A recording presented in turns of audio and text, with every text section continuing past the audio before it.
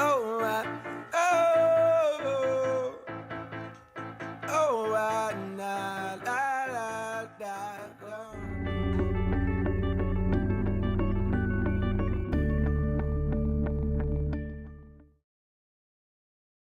Yeah, I think one was there was a uh, idolizing of unfettered markets. And much, if not most, of the intelligentsia were duped. I recall traveling with my dear brother Michael Harrington or talking with Brother Stanley Aronowitz years ago. And, here we're engaged in critiques of unfettered markets, and it looked as if we were medieval thinkers. Everybody was saying we're followers of Milton Friedman. Everybody was saying Frederick Hayek got it right. Everybody was saying marketize, commercialize, commodify. And we were still reading Lukács. And Lukács was saying commodification is not simply an asymmetric relation of power of bosses vis-a-vis workers. So workers are being more and more marginalized. Profits are being produced, wealth is being produced, hemorrhaged at the top, no fair distribution of that wealth or profit for workers. Poor are being demonized because they are viewed as those persons who are irresponsible, who will not work, who are always looking for welfare, i.e. failures in the society of success. And we reached the brink, and the chickens came home to roost. And a few years ago, the unfettered markets led us off and over the brink. And all of a sudden, very few intellectuals want to be honest and acknowledge the degree to which they were duped. Don't want to talk about the inequality that went along with it. Don't want to talk about the demonization of the poor that went along with it. Don't want to talk about the politics of fear that produced a Republican Party that was more and more lily white, using not just race, but also demonizing gay brothers and lesbian sisters, you see. Don't want to talk about the indifference toward the poor and greed being good and desirable and so forth. Now it's a very different moment. And it's not, just a matter of pointing fingers, but saying somebody's got to take responsibility for this. This was a nearly 40-year run. Who paid the cost? As usually the case, poor working people paid the cost. Disproportionately black and brown and red, you see. So in the age of Obama, we say, okay, can we have a different kind of discussion? And that's what we're trying to do. But of course, you got two wars going on. You got still Wall Street in the driver's seat in the Obama administration when it comes to the economic team. You see, and you've got very, I think in some ways unimaginative thinking when it comes to foreign policy, be it the Middle East or be it European Union or be it Latin America. Calling Chavez a dictator. The man's been elected.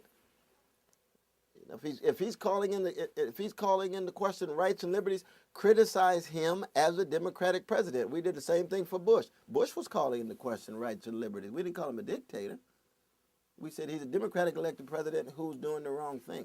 Chavez ought to be criticized. He's not a dictator. The man's been elected. But it's that kind of demonizing that obscures and obfuscates the kinds of issues that are necessary, because Chavez is also talking about poor people. Of course, I want libertarian and democratic sides. I want rights and liberties and empowerment of poor people. But talking about poor people is not a joke. It's crucial. It's part and parcel of the future of any serious democratic project. The fundamental question of any democracy is, what is the relation between public interest and the most vulnerable? That's the question. You see, that is the question. Your test of your rule of law is going to be, how are the most vulnerable being treated? It's not whether the torturers are getting off. We know the torturers don't have rule of law applied to them. The wiretappers, they're getting off scot-free. What about Jamal with the crackback, taken to jail for 7 years? Oh, so you got a different rule of law when it comes to Jamal on the corner versus your torturers and your wiretappers? Torturing is a crime against humanity. It's not just illegal. Wiretapping is illegal.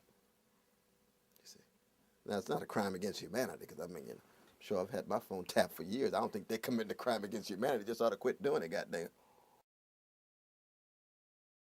I think to keep in mind, the demos is always heterogeneous, diverse. Got a lot of xenophobic elements among the demos, a lot of ignorance. a lot of parochialism. You also have a lot of cosmopolitanism, a lot of globalism, a lot of courage, moral courage. So the demos is not one thing. But when it comes to the ability of the demos to organize, mobilize, and bring power and pressure to bear, we certainly are in a crisis. Our system is broken. We got 71% of people who want universal health care, and you can barely get through a reform bill with a weak public option. It's clear lobbyists from the top, pharmaceutical companies, drug companies have tremendous influence, much more than the demos from below, you see. So those preferences don't get translated easily because our politicians are beholden to that big money and that big influence. But, I mean, the demos is still around, thank God. You got your own institution, right? Dialogue. Dialogue is the lifeblood of a democracy. We got to allow ideas to flow. You have to expose people to different visions, alternative arguments, and so on, to try to keep the torch of the progressive demos alive. But it's very difficult to organize it. Complacency is deep. Apathy is deep. People are wondering, how can you confront, big finance, big government tied to big finance when all you got is these little people who are willing to talk and so forth, but have tremendous power, bringing serious pressure to bear. We can march. We marched against the war by the millions. We were ignored by the Bush administration. Some of us went to jail. We were ignored. We couldn't translate the foreign policy. That happened sometimes. It was different in Vietnam.